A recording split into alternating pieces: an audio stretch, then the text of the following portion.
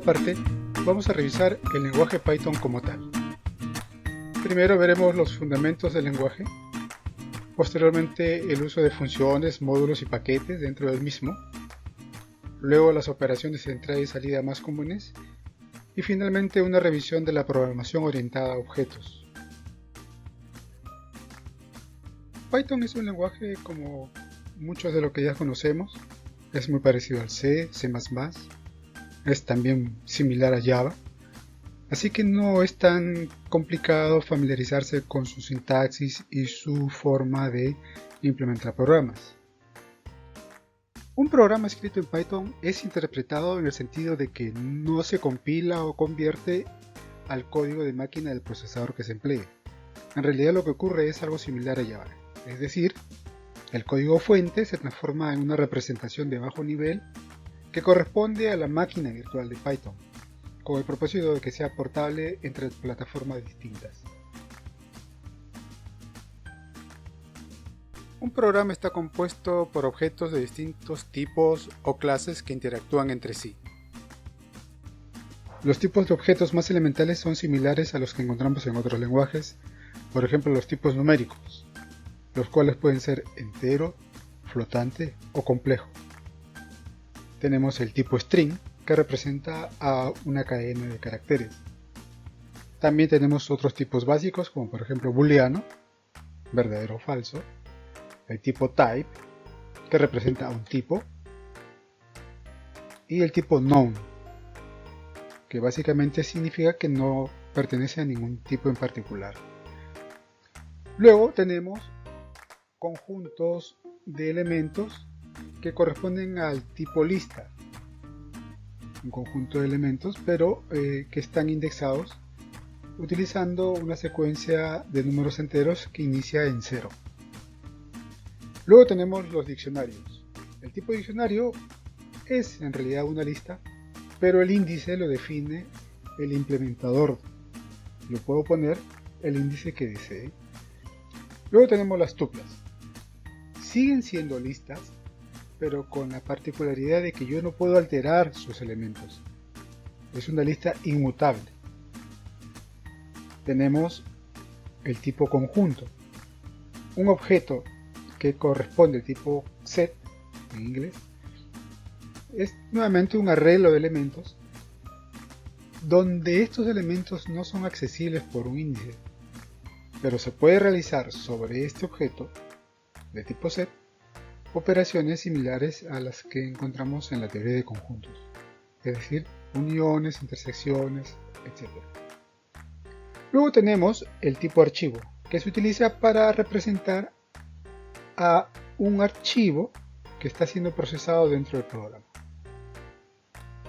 Tenemos finalmente otros tipos ya más específicos que representan a las funciones, a los módulos o a las clases que se emplean en el programa. Y finalmente hay otros tipos que son relacionados, que están más relacionados a la implementación que uno está haciendo. Por ejemplo, el código compilado o el rastreo de funciones cuando ocurre algún problema o una excepción.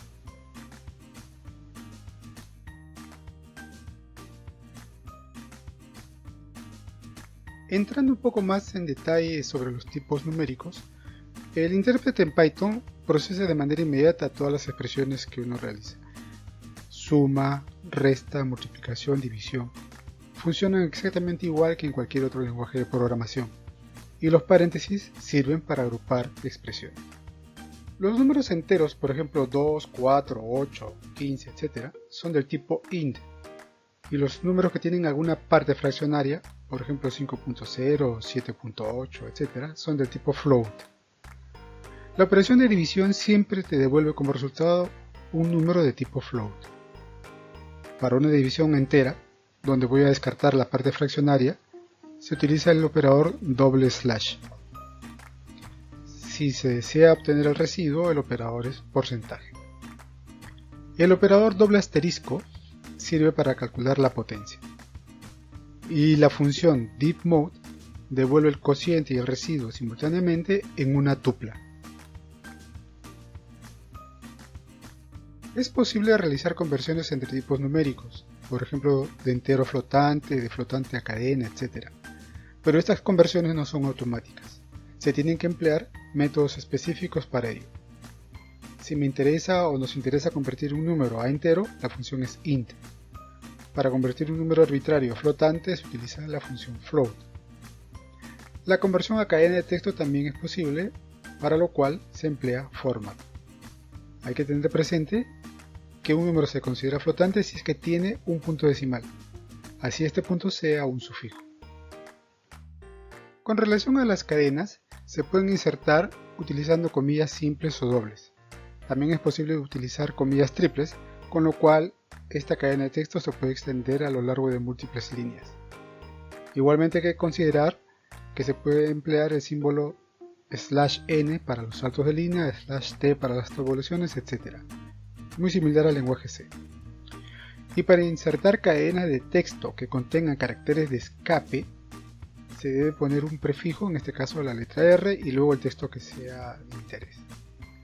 A partir de la versión 3 de Python ya no se requiere insertar un comentario especial al inicio del archivo para utilizar caracteres, por ejemplo, que tengan tildes, acentos o alguna característica muy particular. Simplemente esto es automático.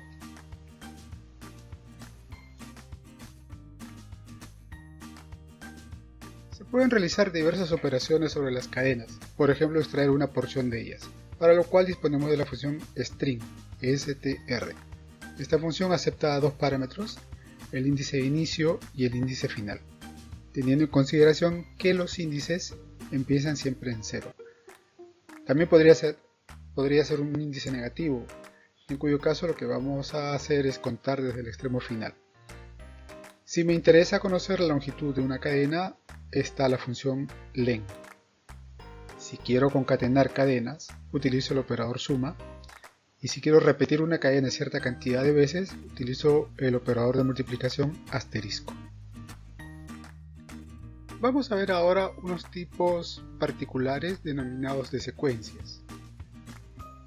El primer tipo de secuencia que acabamos de ver hace unos instantes era una cadena de texto, pero ahora veremos a las listas. Las listas se crean con la instrucción list o usando corchetes rectangulares. Es la forma más común y más práctica de hacerlo.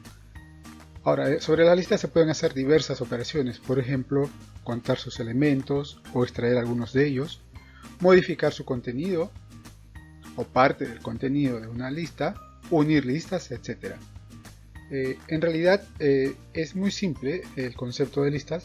Lo único que hay que tener siempre en consideración es que el índice empieza con el número 0. Se puede extraer una parte de una lista utilizando los índices. Este es un trabajo de slice, de obtener una tajada de la lista. La longitud del slice no necesariamente tiene que coincidir con la longitud de la nueva lista, puede ser arbitraria. Ahora, esta forma de operar sobre la lista me permite, por ejemplo, reemplazar un conjunto de elementos por otros, dando como resultado una lista de mayor o menor longitud. Las listas también pueden ser anidadas, es decir, contener otras listas, en cuyo caso para obtener y tener acceso a un elemento de la lista anidada tengo que usar corchetes extras con el índice, por supuesto, que sea de interés. La concatenación se realiza mediante la operación o el signo de suma. Si yo tengo dos listas, una de 4 elementos y una de 3 elementos, utilizando la operación de suma voy a tener una nueva lista con 7 elementos. Yendo al caso de las tuplas, ya habíamos mencionado anteriormente que es una lista inmutable.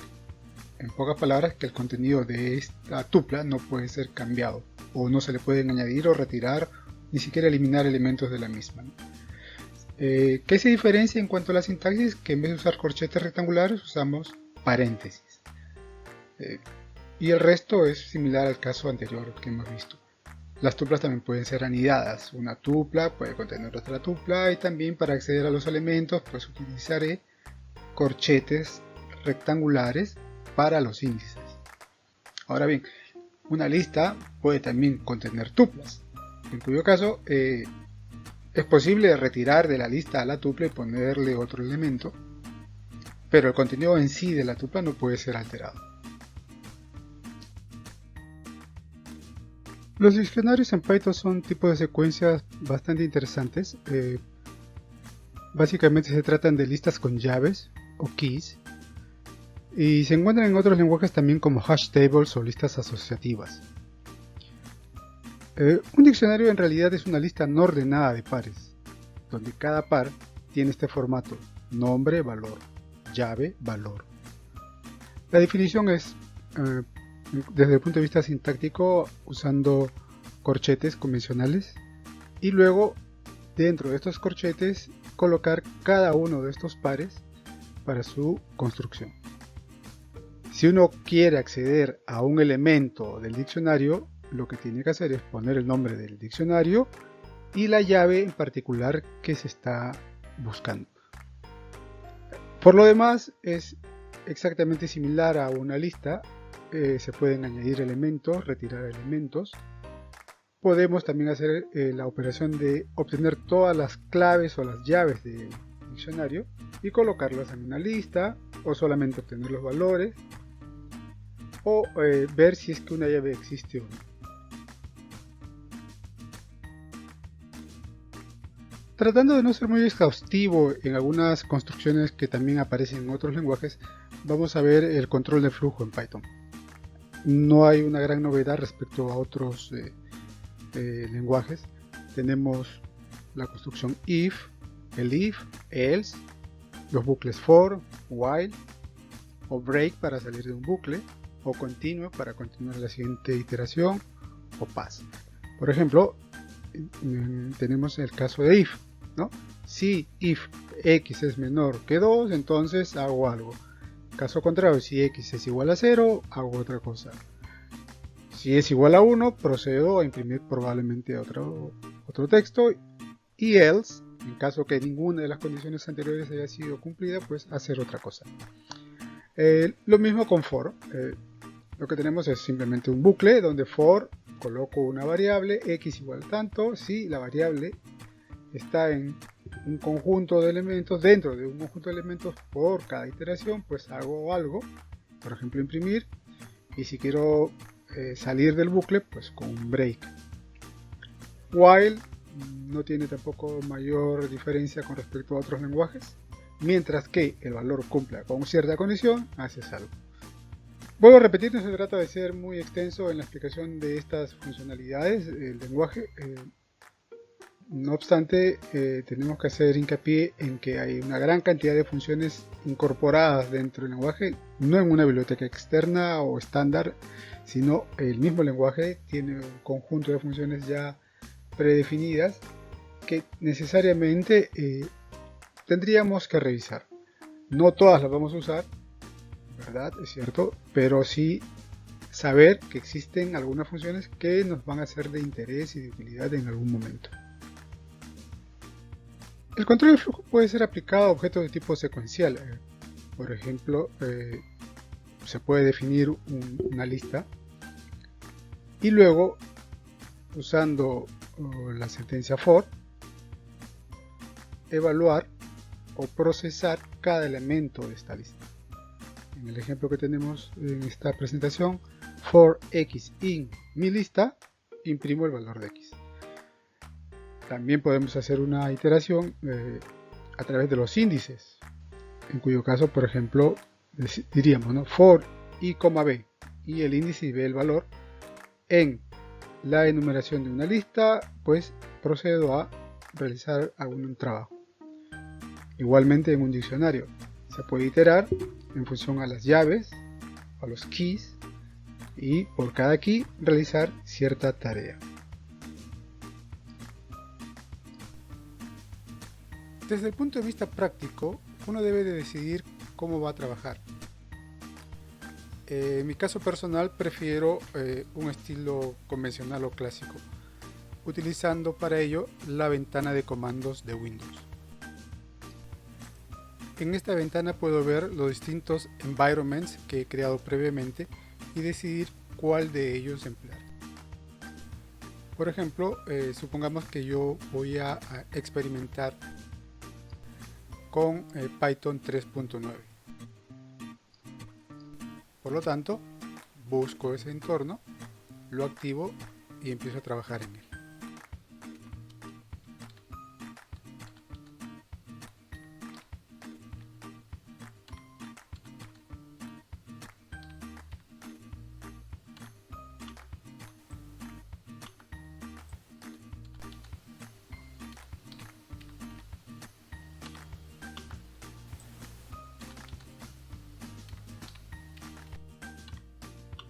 Una de las utilidades que tenemos instaladas aquí es el IDE Spider. Entonces lancemos este IDE y empecemos a trabajar ahora sí directamente en él.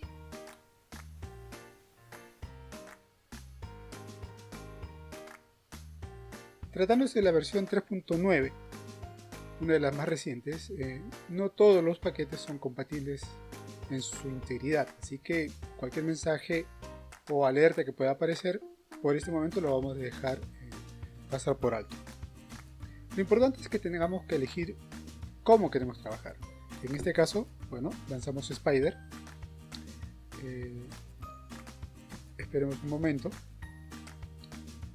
Y una vez que tengamos ya activo el programa, vamos a empezar a hacer todas las pruebas que sean de interés. Como les digo, probablemente salga algún mensaje de error como este, donde hay un problema de dependencia respecto a una librería, pero en realidad no es relevante en este caso, o en este nivel de aprendizaje. Bueno, acá tenemos la consola, y la consola nos muestra que el Python que estamos trabajando es efectivamente la última versión, o penúltima versión. Hace unos días salió la 3.92, pero bueno. Entonces vamos a empezar aquí en esta ventana a trabajar con todas las pruebas que se quieran hacer sobre el lenguaje en sí. Y en el lado izquierdo, bueno, podemos crear un script, un pequeño programa que sea algo más elaborado para validar algunos conceptos. Por ejemplo, en el caso de los números, definamos un número A, definamos otro número 3.8 o 6, lo que fuera, y definamos un número más.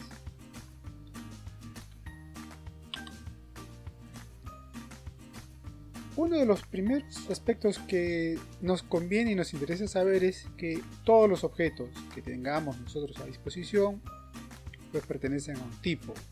¿Y cómo puedo averiguar el tipo? Bueno, con la función type. Por ejemplo,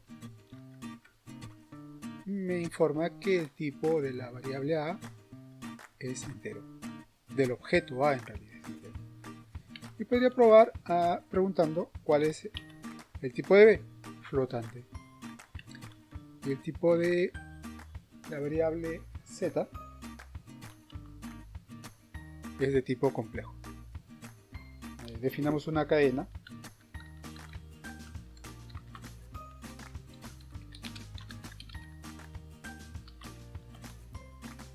entonces el tipo de este objeto será string. Otro punto interesante que he podido de mi experiencia encontrar de mucha utilidad es la función dir. Esta función me va a informar respecto a los métodos que yo puedo utilizar sobre algún objeto en particular, además de los estados de ese objeto. En este caso, digamos el objeto A. Lo que obtengo es una lista de elementos, atributos o estados, así como funciones que pueden ser aplicadas o utilizadas por el objeto A. Si yo pongo, por ejemplo, otra variable,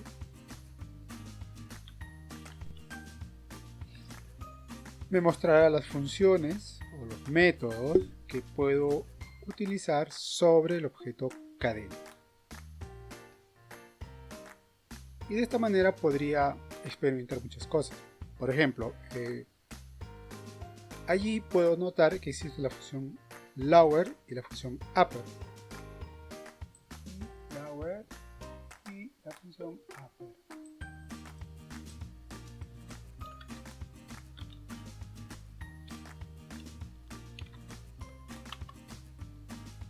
Obtendré como resultado que todas las letras o todos los caracteres estarán en minúsculas.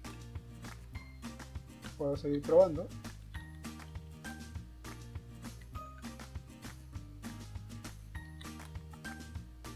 Ahora tengo todos los caracteres en mayúsculas. En pocas palabras, en realidad, conocer absolutamente todo lo que se puede hacer sobre un objeto puede ser muy ambicioso de querer aprender. Entonces, en realidad, con estas dos funciones, type y dir, me ayuda mucho para poder conocer qué es lo que puedo o no puedo hacer. Vuelvo a repetir, la función dir aplica sobre cualquier tipo de objeto.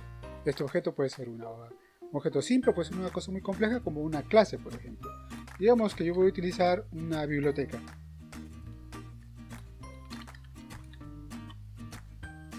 Tengo ahora la posibilidad de usar una biblioteca que se llama NumPy. ¿Y qué cosa hay en NumPy? ¿Qué puedo hacer en NumPy?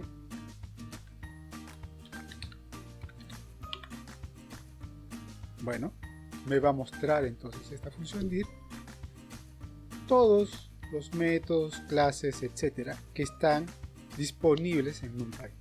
Con lo cual, no necesito nada más que empezar a probar, experimentar, hasta que finalmente pueda usar lo que me convenga. Vuelvo a repetir, tratar de aprender todo puede ser una tarea realmente increíble, pero bueno, depende de cada uno de ustedes. Hasta la próxima.